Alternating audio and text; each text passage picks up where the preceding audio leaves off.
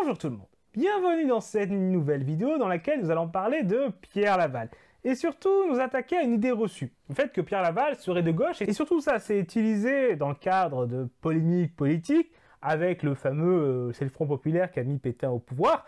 C'est le chef de la collaboration, Laval, était un homme de gauche, c'est la preuve que c'est la gauche qui a collaboré. Alors j'ai parlé de l'histoire du coup du fameux vote du 10 juillet 1940 dans une autre vidéo, je vous invite à aller la voir. Mais qu'en est-il de Laval? Alors, il a en effet commencé sa carrière politique à gauche, rejoignant un mouvement socialiste en 1903, puis intégrant la SCFIO, avec laquelle il va avoir ses premiers mandats d'élu, engagement qui était nourri par ses origines modestes, ainsi que par ses premières fréquentations politiques, notamment la famille Claussat avec laquelle il va être uni par le mariage. Et ça, du coup, c'est le début de sa carrière politique. Sauf qu'entre ça et la Seconde Guerre mondiale, qui est la fin de sa carrière politique, il s'est passé plein de choses. Alors déjà, durant la Première Guerre mondiale, il va s'éloigner un peu de la SCFIO, tout en restant membre certes, mais il va se rapprocher un peu de Clémenceau à un moment, qui va devenir par la suite le leader de la droite, et il va finalement quitter la SCFIO en 1922. Il va alors entamer un parcours vers la droite. Alors certes, en 1924, il est encore candidat aux législatives avec le cartel des gauches, mais par exemple, quand il va être élu maire d'Aubervilliers, ce sera sur une liste sans étiquette, avec ses réseaux personnels, qui s'était constitué lorsqu'il était député de la circonscription, avec certes des gens de gauche, mais également des gens de droite. Mais c'est en 1926 qu'il quitte définitivement la gauche. Alors, il a été avant secrétaire d'État, du coup, en 1925, sous le cartel des gauches, aux travaux publics, mais à partir de 1926, il va gouverner avec la droite et être élu avec la droite. Il est alors élu sénateur sur une liste de droite, dans la Seine, et va à nouveau être élu par la suite à chaque fois avec la droite. Et de même, à la mairie d'Aubervilliers, il sera élu avec la droite, contre la liste de la SCFIO et du PCF. Alors certes, en intégrant des connaissances personnelles qu'il a, ses réseaux personnels, avec des gens qui viennent de la gauche, des radicaux notamment, mais les partis de droite le soutiennent face à deux partis de gauche, le PCF et la SCFIO. Et c'est des gens du centre-gauche qui le soutiennent, avec la droite. Et en Auvergne, de même, où il a également des réseaux personnels, puisqu'il est originaire de là-bas, c'est des gens, certes, il y a des radicaux du centre-gauche, mais également les modérés, qui sont les gens de la droite. Ils se placent là en hommes du centre, capables de travailler avec tout le monde. Enfin, sauf ceux qui sont trop à gauche, faut pas exagérer, hein. Et du coup, quant à sa carrière ministérielle, du coup, à part entre 1925 et 1926, quand il revient au gouvernement en 1930, sous André Tardieu, c'est avec un gouvernement plutôt de droite, André Tardieu étant, du coup, d'Alliance démocratique, au centre droit. D'ailleurs, il va être proche d'André Tardieu, il va être dans tous ses gouvernements, et le prendra comme ministre quand lui-même sera chef de gouvernement. Et donc dans ce premier gouvernement, à nouveau du coup où il est membre, donc en 1930, on trouve en effet 8 ministres et secrétaires d'État qui sont des radicaux, on trouve un qui se dit, qui est sous l'étiquette indépendant de gauche, mais dans les faits il est entre les radicaux et l'Alliance démocratique, donc c'est surtout un centriste, pile au milieu. Et là ça nous oblige à aborder un point, c'est que lorsqu'on analyse les classifications politiques durant cette période, il y a quelque chose qui est trompeur, c'est qu'on a pas mal de mouvements, de groupes politiques qui utilisent le mot gauche, alors qu'ils sont de droite. Ça vient du fait que, à l'origine de la Troisième République, le mot gauche et le mot républicain étaient synonymes. À partir du moment où on était républicain, on était de gauche. La droite, c'était les monarchistes, les bonapartistes, et tout ça.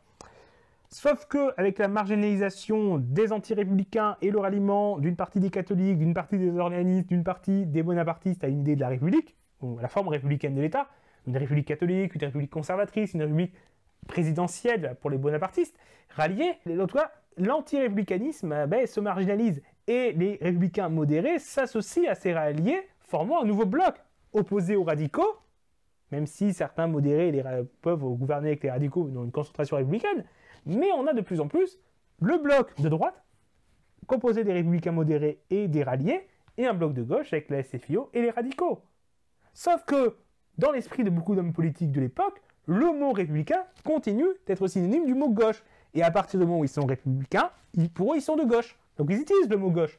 Sauf que ces gens-là, aujourd'hui, auraient tout à fait leur place chez les républicains. Les républicains, c'est dans le nom. Et voire même plus à droite. En effet, après du coup la Seconde Guerre mondiale, beaucoup de gens du coup issus de la Fédération républicaine et de l'Alliance démocratique vont former le Centre national des indépendants et paysans. Dans ce parti, on trouve qui? Giscard d'Estaing, certes, avant qu'il forme les Républicains indépendants, mais également Jean-Marie Le Pen. Ah oui, Jean-Marie Le Pen, homme de gauche, oui. Et aujourd'hui, le Centre national des indépendants et paysans soutient Éric Zemmour. dans ces gens-là qui pouvaient utiliser le mot gauche, on trouve des gens qui aujourd'hui seraient très à droite. Vous voyez, donc faut pas se laisser avoir par ça. Et on a parlé comme ça des évolutions des mouvements politiques dans une vidéo également. Je vous invite à aller la voir. Et du coup, pour revenir à nos moutons et à ce gouvernement, donc à côté de ces 9 personnes du centre et de la gauche, on en trouve 25 du centre et de la droite. C'est donc un gouvernement qui penche clairement à droite. Et entre 1931 et 1932, il va diriger plusieurs gouvernements avec des coalitions comparables. Et lui-même sera favorable à les ouvrir encore plus à droite. Et ne le fera pas uniquement parce que, en l'absence de majorité absolue de droite, il a besoin des radicaux pour gouverner. Et donc, il est réfréné dans ses penchants à droite. Et il va être par la suite écarté du pouvoir avec la victoire de la gauche en 1932. Ne revenons qu'en 1934, à l'occasion d'un gouvernement d'union nationale, suite du coup à la crise du 7 février 1934 avec les ligues nationalistes, certaines ayant tenté de prendre l'Assemblée, et globalement, ces ligues dénonçant le gouvernement de gauche qui s'est mis en place, et du coup, d'où le fait qu'on a un gouvernement d'union nationale avec certes des gens du Parti radical, mais aussi beaucoup de gens de droite, un gouvernement d'union nationale, quoi. Et donc, Laval revient alors aux affaires. Et d'ailleurs, ce gouvernement est le premier dans lequel Pétain va exercer des responsabilités. Ensuite, il va à nouveau diriger un gouvernement en 1935. Et là, il mène du coup une politique très austéritaire, avec des baisses de salaire et tout. Et c'est une politique qui est combattue par le PCF, la SFIO et la CGT, et une partie des radicaux. Alors que le Front Populaire se forme, alors une autre partie des radicaux le soutient encore un temps, jusqu'à ce qu'il le lâche pour rejoindre le Front Populaire, et du coup là, il tombe. Mais en tout cas, le gouvernement en question, que Laval dirige, c'est le gouvernement anti-Front Populaire. C'est le gouvernement contre lequel le Front Populaire fait campagne. Et un des adversaires les plus farouches de ce gouvernement, c'est Léon Blum. Difficile de voir là un gouvernement mené par un homme de gauche. Ensuite, avec la victoire du coup du Front Populaire en 1936, il est écarté du pouvoir. Jusque du coup à la guerre. Et là, il va commencer à se rapprocher des nationalistes et de l'autoritarisme. Il va se rapprocher de Pétain, mais également du colonel Delarocque et de son parti social français, qui faisait partie du coup des lignes nationalistes avant avec les Croix de Feu, même si à la différence des autres, il était légaliste et pas putschiste, mais en tout cas, il penche clairement à droite, c'est un nationaliste conservateur, souvent classé à l'extrême droite, et il va également être un soutien de Franco et des nationalistes en Espagne, contre les républicains. Donc il soutient des ultranationalistes, ultra-conservateurs et anti-républicains contre une république de gauche. Là aussi, ça l'ancre bien plus à l'extrême droite qu'à gauche. À ce moment-là, du coup, Laval, quand il revient au pouvoir en 1940, ben, ça fait 3-4 ans qu'il s'est rapproché de l'extrême droite française, et même internationale.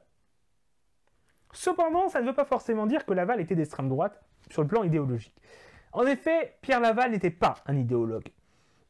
Il avait bien certains principes qui sont restés. Le pacifisme, qui en est un majeur, l'anticommunisme, oui.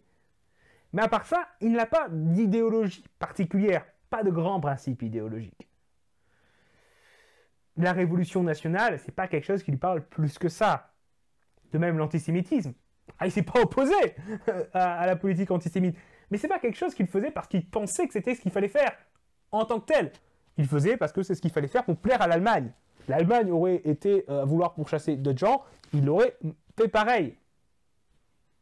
Laval, surtout, était quelqu'un qui pensait qu'il devait être aux affaires, qu'il était le meilleur pour ça, et il cherchait à tout prix à l'être. Et même le général de Gaulle le dit à son sujet, porté de nature accoutumé par le régime à aborder les affaires par le bas, Laval tenait que, quoi qu'il arrive, il importe d'être au pouvoir.